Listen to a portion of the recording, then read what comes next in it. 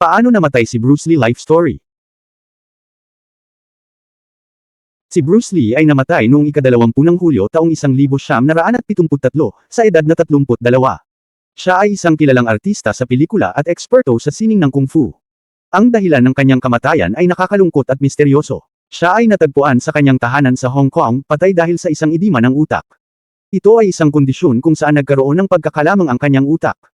Gayunpaman, maraming mga teorya at spekulasyon tungkol sa totoong sanhi ng kanyang kamatayan. Be sure to verify this information from reliable sources, as details may change over time. May ilang mga teorya at spekulasyon tungkol sa sanhi ng kamatayan ni Bruce Lee. Sa kabila ng mga teorya at spekulasyon, ang opisyal na ulat pa rin ay ang pamamaga ng utak ang naging sanhi ng kamatayan ni Bruce Lee. Pagkatapos ng kanyang kamatayan, nagkaroon ng malalim na epekto ang pagpanaw niya sa industriya ng sining at kung fu.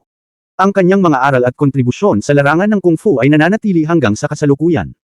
Siya ay itinuturing na isang icon ng martial arts, at ang kanyang estilo at filosofiya ay patuloy na pinag-aaralan at isinasalin sa mga sumusunod na henerasyon.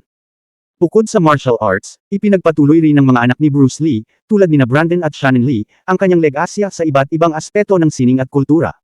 Ang alaala ni Bruce Lee ay nananatili bilang isang inspirasyon at huwaran para sa maraming tao sa buong mundo.